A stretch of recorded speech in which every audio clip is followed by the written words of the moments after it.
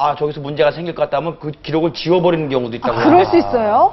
지우면 맘대로 지워. 없습니다 하면 끝나는 거지. 그러니까 환자가 을이라는 거예요. 그럼 안 예. 되죠. 어떻게 하죠? 이제 그런 의심들을 많이 하십니다. 병원에서 진료 기록을 조작할 것이다. 그런 이제 환자들 대부분 그런 생각 많이 하시는데요. 조작은 아니라도 삭제하고 막 이러고. 삭제하거나 이제 가피를 하거나. 예. 그런데 과거에 이렇게 손으로 수기 차트를 할 때는 이제 그런 경우가 좀 있었던 모양입니다. 그래서 네. 그런 불신이 생긴 건데요.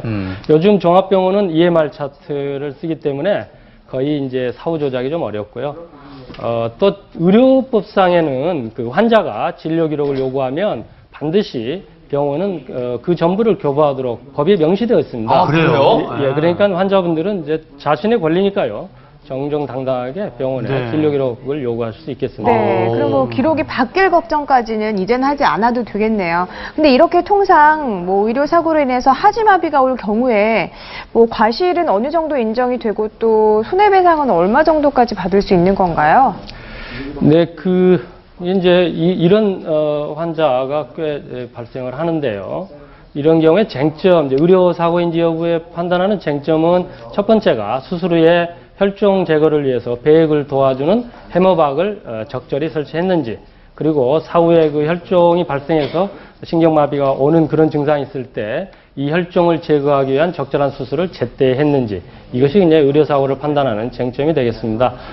실제로 이런 사례가 많이 있는데요. 만약에 이제 의료사고가 인정이 되는 경우에는 대략 병원의 책임이 60 내지 70% 정도 되고요. 실제 어떤 사례에서는 약 7천만 원 청구한 경우에 네. 4천만 원 정도 인정된 사례가 있습니다. 아, 그렇군요. 자, 이번엔 그럼 인터넷으로 들어온 질문 하나 받아보도록 하겠습니다. 시청자 게시판 열어보겠습니다. 발 뒤꿈치 뼈가 아파서 대학병원 마취통증의학과에 갔는데 골밀도 검사를 시켰고 그 결과 골다공증으로 진단돼서 약을 처방받았습니다. 그런데 약을 먹고 속이 쓰려서 다른 정형외과를 갔더니 골밀도 검사지를 보고 골다공증은 아니라고 얘기를 해서 네. 골밀도 검사비 22만 원을 날린 셈이 됐는데 이 검사 비용 반환을 받을 수 있습니까? 라는 네. 시청자 궁금증입니다. 이런 경우 많아요. 특히 응급실 가면 몇 가지 진료는 쭉 받아야 그렇죠. 되잖아요. 그냥 네. 배 아파서 갔는데. 과잉 진료 부분에 대한 이제 문의인 것 같은데요. 우리 일반인 환자분들이 의료진이 하는 행위에 대해서 과잉 진료를 알기는 쉽지 않습니다. 다음 같은 경우는 이제 마취통증의학과에서 과연 골다공증을 진료할 수 있느냐? 사실은 골다공증의 질환은 어떤 의사 선생님이 전문가에 상관없이 진료가 가능한 것이거든요. 지금 같은 경우는 골다공증이라고 하는 그 기준에 대해서 약간의 각과의 의견이 있을 수는 있는데요. 실제로 우리가 진단하는 과정에 있어서 과잉 진료라는 부분을 일반인이 이해하기는 어렵고, 이를 예방하기 위해서는 이것이 꼭 필요한 검사인지 의사 선생님께 한번 확인해 보시고 이것이 나중에 본인의 치료에 어떻게 도움이 되는지 중간중간 물어보시면은 네. 이를 예방하는 데 도움이 되겠습니다. 네. 네.